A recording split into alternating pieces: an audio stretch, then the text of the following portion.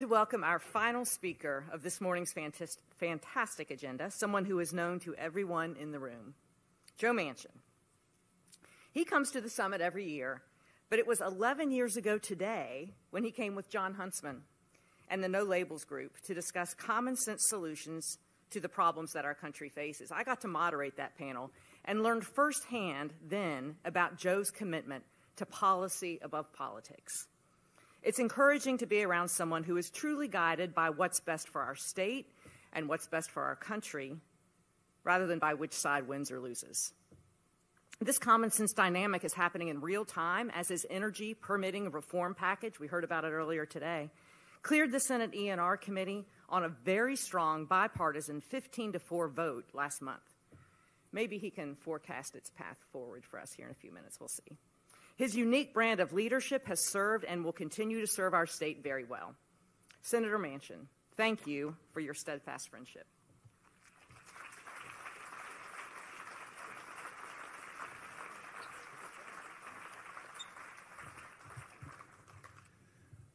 Mary Beth, thank you for the very kind introduction. And before we get started, I wanted to take a moment, if you will.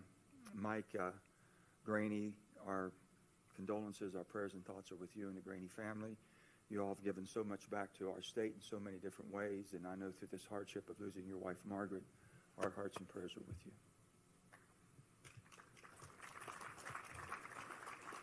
To my wife, Gail, who deserves any medal you want to give her because she's put up with me for 57 years, and to my daughter, Heather and Rob, my family, I'm just so appreciative for them and the support they've given me. To Steve Roberts, my dear friend forever and ever and ever. Thank you, buddy. The partnership through the years has been unbelievable. To Governor Jim Justice and the Greenbrier staff, I want to thank them for always doing an excellent job as they have for all of us, and we want that to continue on. To Gordon and Brad, I don't think I can say anything that Brad hasn't said, but the partnership that they've brought together, it was not always like this. I tried bringing the teams together just to play each other, and I know how challenging that can be. I'll love to see that again too, Brad, okay? But anyway, to see the camaraderie of how two flagship universities are anchors in what you all are doing for our state on behalf of the state of West Virginia. Whether you're green, blue, and gold, we're all together. And I thank you more than you know. And to bring that common sense and that business approach with a human touch means everything, Brad, and I think what you've done and what you continue to do is going to benefit the state of West Virginia. To Gordon, thank you.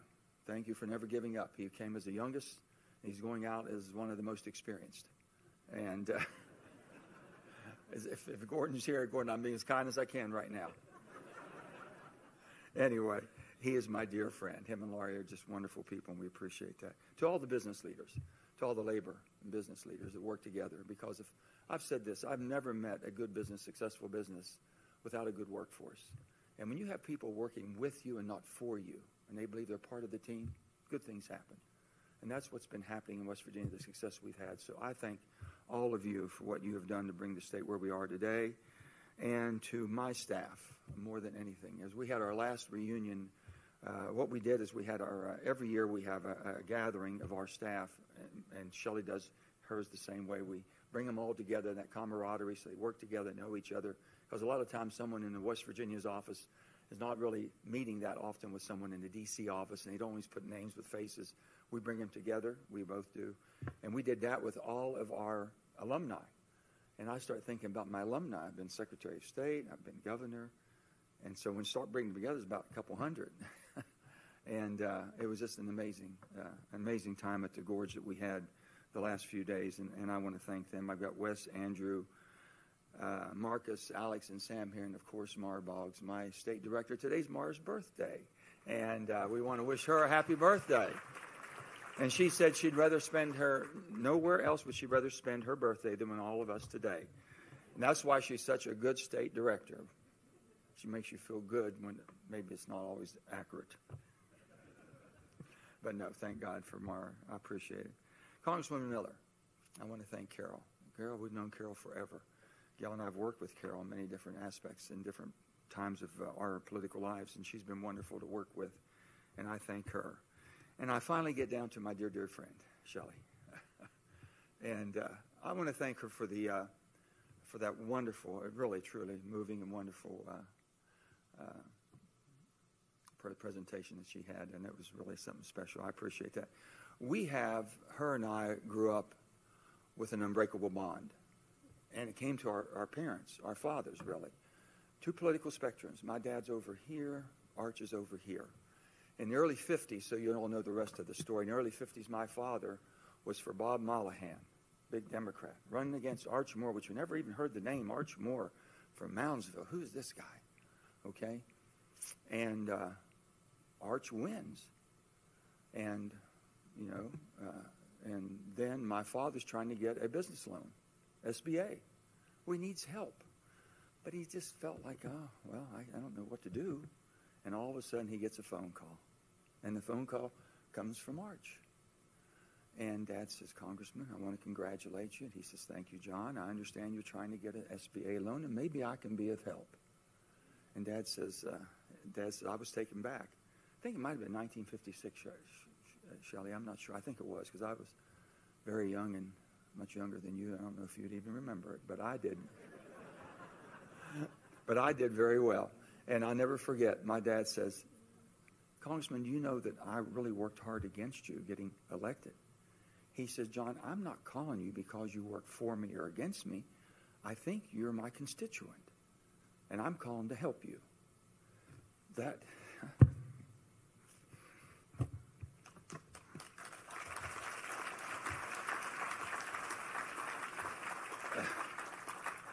That was the bond. And I've told Shelley, we always knew that. But when it comes push to shove, what it really showed you, two people from different political spectrums.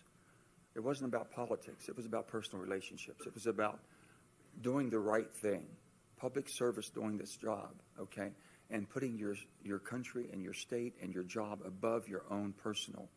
And then they became not only personal friends that respected each other, they loved each other.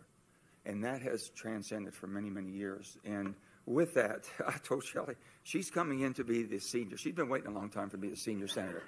And she's sometimes maybe pushed me a little bit. But anyway, she's waited for this. She's earned it, and she's deserved it. She's going to do a great job. And I've told her this. I said, Shelley, you're going to miss me when I'm gone. You remember that song, You're Going to Miss Me When I'm Gone? I said, Shelley, you're going to miss me when I'm gone. The truth is, I'm going to miss her more. I'm going to miss her more. With that, let me say thank you. I want to say thank you to all of you. You have given me this chamber. I've been here so many times and talked so many different times about this, but you launched my career. When you think about it, you've launched it. You've supported it, and you have saved it from time to time. So you all have meant everything to me, basically, because it's who I can relate to. It's the people that I've worked with and the people that I know, and the people that I know have the state at the best interest at their heart, and I appreciate all of that. You've given me an opportunity to be in a profession which I didn't really seek out. I didn't even know this was my profession. I was 35 years of age. I'd always been around it, from my dad starting with Arch to the Kennedy years, the 1960, all the way up. I'd always been around it, to Uncle Jimmy, A. James, the quiet one of the family. And I'm thinking, how come he's missing all of our holidays? How come he's never here for the picnics when we're all together as a family? How come? What's so important? I never could figure it out. And then there's a calling, and I still think it's the most noblest of all professions. John Kennedy says, public service is the noblest of all professions. Public service gives you an opportunity to perform in an arena that you can really shine, because you know what? If you want to give something back, if you want to help and help people and encourage them and lift them up when they hit hard times, and put a staff together that understands public service is not self-service. It's truly public service. That's what we're doing. That's what we're elected to do.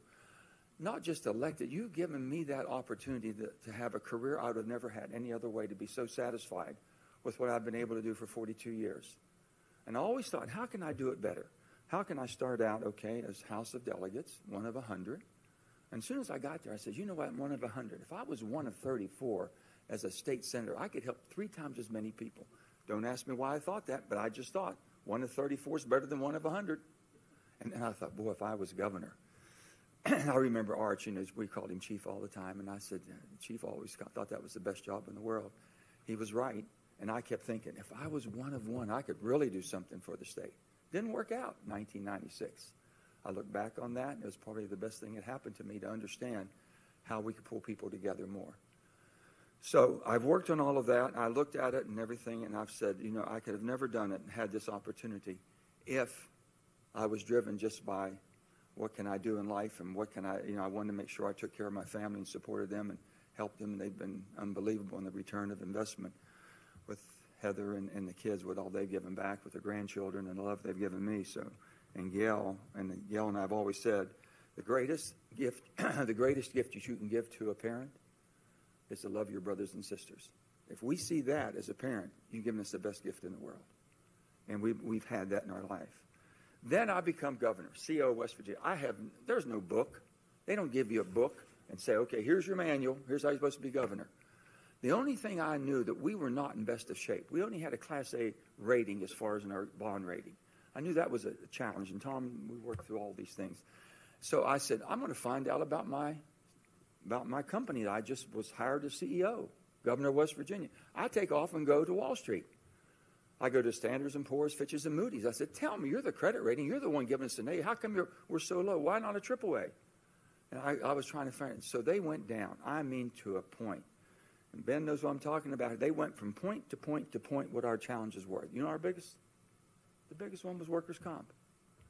They said, you have almost a $4 billion unfunded liability that you're expecting every business to carry that load and pay off at a much higher rate. There's nobody that wants to expand in your state because every time they expand employment, they're expanding liability. There's nobody that wants to come to your state to inherit that type of responsibility and liability. That is your Achilles heel. I'm thinking, oh my God, I know how workers' comp was always kind of state operated. And they said, you've got to get out of the business. So I'm thinking, I've said two things I've been taught in politics. You don't waste a mandate, and you don't waste a crisis. I was lucky enough to get elected with a mandate, my first election in 2004. And I wasn't going to waste it. So I came back. I had to get the coal industry to accept the liability of $4 billion. And we did that at 55 cents a ton surcharge. I'll never forget the meeting we had, how we did it. And Buck Harless, the dean of all deans, Buck's sitting there. All 55 coal operators were sitting at the Civic Center. And I said, gentlemen, I need you to step up. I need your help. We've got to have a 55 cent a ton surcharge to take care of this debt to privatize workers' comp. And that's how it got done. Buck, as soon as I said it, Buck says, I'm in. And everything fell in place. One person walked out. You can probably figure who that was, but everything else fell in place. And when it did, we were off and running. We've created a Fortune 500 company, Brick Street and Cova, out of public policy. If you can imagine what we were able to do. That took us off to that position. We ended up in 2011 with a AA plus rating, from 204 to 211, from a single A to a AA plus. We ended up with $1 billion in a rainy day fund, which we had none to begin with. So we were on our way. I've always said I'm fiscally responsible and socially compassionate. I don't know where that fits in the political arena. Put me anywhere you want to. But I always knew that the fiscal responsibility is something we all had to live within our means, and we did that. So 42 years have given me an opportunity to reflect back on this. Now I look at the last 14 years in the Senate. We've been able to bring, Shelley and all of us working together as a team, $200 billion of federal investment to this state. To our state of West Virginia, $200 billion. That's in Social Security, Medicare, but all of the other things. In the last 4 years alone, just the last 4 years, $80 billion to the state of West Virginia. $80 billion. That's $22 billion more than we've ever done in the history of our state in that period of time. Mind you that our budget's around $5 billion. $5 billion. We've doubled our budget in excess investments brought to the state to give us opportunities. So what I'm saying is, this gravy train's not going to last. We better make sure that we spend it and spend it wise, but we better invest it properly. That's what we're dealing with. And when Brad was talking about that, that's exactly, target what we're going to do. What fits, what works in West Virginia, what gets your greatest return, the quickest amount of return on it. We have the ability to do that now, and we should be doing it. So I look at all of those things. Then I start looking. We are the playground. We truly are the playground of the eastern part of the United States. We should be. We have the national park closest to the epicenter of population than any other. Shelley and I worked on that so hard. Everybody, our staffs worked well together. That's a game changer for the state. You take that with the Boy Scouts of America now Scouting of America being the home base, the Bechtel Center down in southern West Virginia. It's unbelievable, the venue there if you haven't been there. And just recently we've announced, working together, the Blackwater Canyon. I have worked on that for 20 years, and I thought, boy, if we could just have that within our purview in the national forest in perpetuity for you and your children and your grandchildren and anybody else in the world that wants to come visit that beautiful, beautiful place. We've been able to get that. The energy powerhouse that we are, and I brag about us. Let me tell you, we are reinventing ourselves. We're always going to need the fossil, and we're going to need it better and cleaner than ever before. We're doing that. But we're also investing in the new technology. And I've said this, we're going to produce the energy that we need today while we're investing in energy we like to have tomorrow. But we're not going to get rid of one before the other can take up the slack. So 80% of our energy comes from non-renewables. Renewables and clean comes about 20%. Nuclear's coming back on.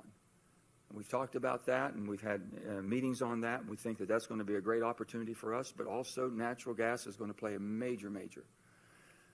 And we are producing more energy today than ever before. 38 trillion cubic feet of gas last year, 4.7 billion barrels of oil, 14 billion cubic feet of LNG that we have put into the marketplace for our allies overseas that basically have taken away about 40% of their dependency on Russian energy. And that's who we are. That's what we do. And that's what West Virginia has been doing an awful long time. When you think about the ARCH2 hydrogen hub, we worked on that through the bipartisan infrastructure bill. We were able to basically show that we need something that has horsepower to run the country, and we can do it cleaner than ever before. We weren't looking to try and reinvent the wheel. We were just trying to basically balance the wheel and make it run a little smoother. Hydrogen's been around for years and years and years. We just never basically matured it and spent any money. All of these things we're just trying to make sure that we can bring into the marketplace as quickly as possible. So basically it's making government work. We've done that by never forgetting the people that we work for and basically our responsibility to every individual.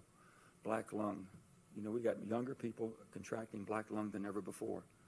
We've got to make sure that we give them the opportunities to live in a cleaner environment and be able to work in a cleaner environment. They don't contract this, and take care of them. We made sure they got their health care and pensions. And that was something that no one thought would ever happen, but we made it happen. It took us about 3 years, but we got it done. And we can do that because we work together. The thing I've said, Shelley and I, and Carol, but Shelley and I on our Senate side, we're punching as far as the state above our weights. When I say that, we're the only two senators on appropriations in the United States Senate. Out of 100 senators, only 2 of us that sit on approps, because basically it has to be a balance. You can't have two, they never do have two senators that are in the same party on that committee. One from one party, one from another. So it tells you how split up our country is. And they can't figure out which one's which because we do get along so well. But we also look at when it's time for West Virginia, and I'm called on a matter, I says, Shelley, have you been called on this? Or she'll call me and say, hey, Joe. I says, I'm all in. She's always been all in. So it's never been Democrat, Republican, or your or mine. What do we do for the state? So we had one purpose, to unite the state of West Virginia, to give us all the opportunities, and we've been able to do that. And I'm so appreciative of having that relationship to make that happen. I want to give you a story a little bit about John McBride. I want to honor John McBride. John's my friend. I'm going to give you a story to put everything in content. 1996, I'm running for governor. John McBride's running for governor. Cecil Underwood's running for governor. David McKinley's running for governor. We all knew each other and everything, but I didn't know John that well. But I knew he was an astronaut and all this. I thought he'd be high and mighty and all on this big ego trip. John was still old John. No.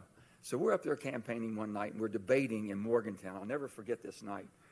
It's raining cats and dogs, thunder, lightning, you name it, it was going on. And we're debating and back and forth and, just going at each other. And after it's over, I said, John, damn it, I got to get back to Charleston. I got another meeting. He says, me too. He says, come on, ride with me. And I said, what are we going to do? He said, I got a plane. I said, okay. I said, John, it's the lightning and thundering, and he didn't even file an IFR plan at all, instrument. He said, let's go, buddy. He says, we'll just run low. Now, I'm thinking, I'm going to be taken out of the political process right now. I says, John has basic, and I'm thinking, well, hell, he's sitting in the other seat. We're both going to be taken out. And I said, I'll never forget, I'm sitting in the plane, man, we're just bumping along, and dodging this and dodging that. And I say, John, I can't even see the ground. He says, don't worry, it's still down there. That was John McBride, the astronaut. It's still down there. I said, oh, hell, I feel comfortable now. So we forged a friendship from that day forward. I'll never forget. And I just miss him so much. And I think we should take a moment just to think about John, what he did, and notoriety he gave the state of West Virginia. Pretty special. So those types of things showed you that basically politics didn't separate us. Politics didn't define who we were. Basically, we defined who we were, and we were West Virginians. President Thomas Jefferson once wrote, I like the dreams of the future better than the history of the past.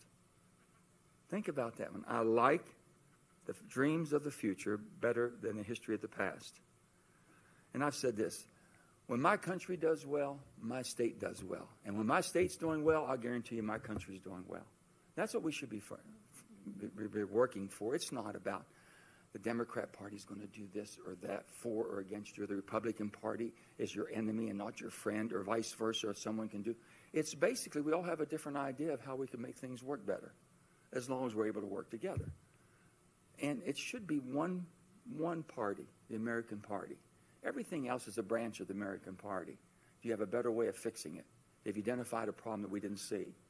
Whether you, and I've said this, if you think that you're basically liberal or conservative, you just have a different way of fixing things. You have a different approach. That's all. Accept everybody, and we try to do that. As I said, we're producing more. We're permitting. I can tell you on that. We're very close. We're going to get a permitting bill. I truly believe in my heart of hearts that we can get one done, and I'm ready to do that. Shelley's ready. She's been helping, and it's going to take both of our committees working together to make this happen. It's going to be a team effort, but we have got a good bill. John Barrasso in Wyoming has been working very, very diligently, and we've done a lot of good things. The bills that we have done, the bipartisan infrastructure bill, the IRA bill, which Shelley was so kind not to basically evaluate. But let me just tell you, those bills, if we stay within the confines of how the bills were written, those bills have done what they were supposed to do. When we wrote the bills, we weren't energy secure. We are energy secure now. We're producing more, and we can even do better. We weren't investing in new technology. We weren't creating jobs and incentives. We didn't have tax opportunities. We didn't do that, and we are. So I'm saying we have to take really care of that. When we set out on this adventure, Gail and I, she sacrificed more than anybody because she was raising 3 children at that time, a lot of times by herself, when I was off and going away for 2 months at a time, at that time of the legislature. And I think that anybody, their partners within this public life, sacrifice more than what you know. No different than our military does and everybody else. So with that, the friendship that you have given me and the support you've given me and my family and the opportunities, I can't repay. I don't have the words. I don't have the accolades to say what I want to really say and what I feel in my heart. But this is a time, it's a time that we're sharing right now. And I think that every moment, every part of life, time comes. And as I step away from my public life, I'll not run for another public office, but I'll be involved in trying to forge public policy. And I think the biggest threat we have right now is, first of all, you haven't heard a word about the debt the nation's carrying. I'll never forget my first Armed Services meeting in 2011. I just got there in November 2010. Mike Mullen, chairman of the Joint Chiefs of Staff, and all of the brass were sitting up there in our meeting. And we were asking questions. The final question, what's the greatest threat the United States of America faces? And I thought, oh boy, I want to hear it. I've just been studying a lot. I knew about Russia. I knew about basically what's happening in the Middle East. I knew about China coming on strong. All the different things in the countries that we have concerns with, foreign concerns. He never hesitated, never skipped a beat. He said, the debt of the nation will be the greatest threat we face as a society. As a nation, to keep ourselves strong, the debt of the nation will take us down first. It's taken in history, it's taking every Roman Empire, they've all fallen. It's debt. Debt takes you down. This will be the first year since World War II that basically we have surpassed. The interest on our debt will be greater than what we pay to run our country as far as to defend our country in defense. It's unbelievable. $35.2 trillion as of this morning. We've never done that. There's ways we can fix that, but you've got to hold people accountable. Not either side's talking about it. The D's, the R's, Trump, Harris, none of them are talking about it. They need to. So we keep saying that and trying to bring that, but I can tell you what I'm going to do. I'm going to spend my time as much as I can to help Heather and her Americans Together. She has a 501c4.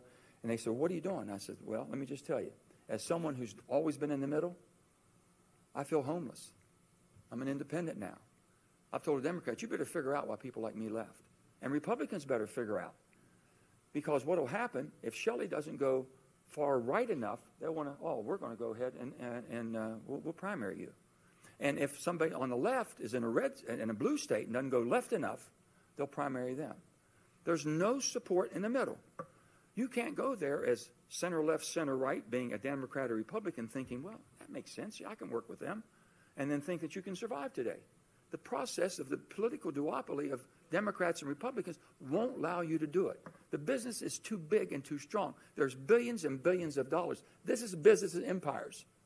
And I want to tell you one thing. If you want to know how closed the system is, when a person with the name of Kennedy can't even compete in a Democratic primary, no matter how batshit crazy he was,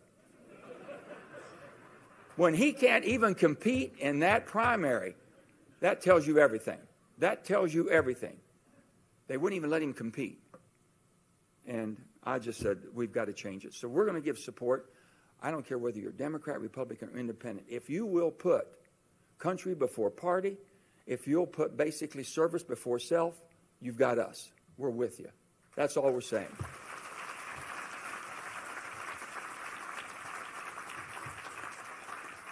After World War I, President Woodrow Wilson said, friendship is the only cement that will ever hold the world together.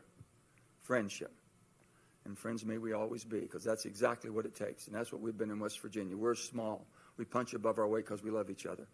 That's who we are. That's our DNA. And I like to think of this. I remember so well that every time things get so bad and we're sitting there and everybody's going crazy and I'm watching what's happening, I says, how could we be so disjointed? And I keep thinking of Winston Churchill. And Winston Churchill's parliament, they were trying so hard to push him. You've got to get your buddy FDR in this war. We can't survive without the United States. They've got to get in the war. And him with his big cigar and probably a scotch, he goes, well, flip back. He said, don't you worry about the Americans. I never worry about the Americans. They will always do the right thing once they have tried everything else. And that is so true. Everyone thinks, are we going to make it? We're going to make it. We're going to survive. We truly are. We're the United States of America, the greatest country on earth. And when it says God bless America, he truly has. And he's counting on us to basically take those blessings and share them with people around the world. And we do that. There's no one taking our place. China doesn't want to take our place. China wants to take the power place. China would like to take the reserve currency of the world. China would like to do all of that. Russia would like to take the power place with a nuclear arsenal threatening everybody. No one's going to step to the plate with the compassion it takes to be the world leader. No one but the United States of America. Thank you, and God bless you.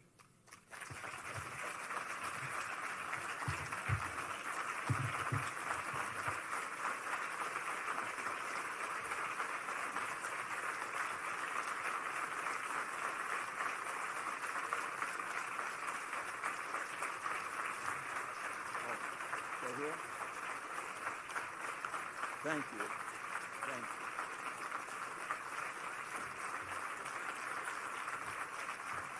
I'd like all the past chairs of the chamber to come. Senator Capito, come.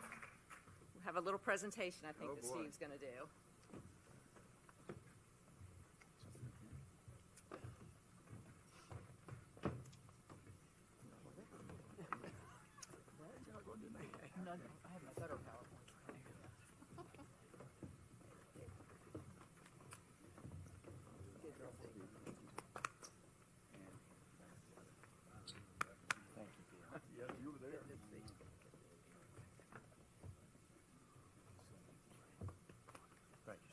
I didn't know I went through all these people. One more. Dave. Oh, there's Dave. Oh, okay.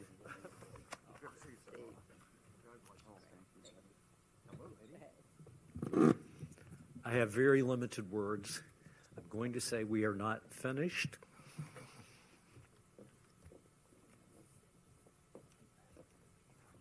I have a cold, excuse me. We're not finished with Joe and Gail Manchin. I'm not going to try to top anything he said with any words that I might offer, but I will paraphrase him. Senator Manchin, we cannot possibly repay you, but we will thank you. Thank you.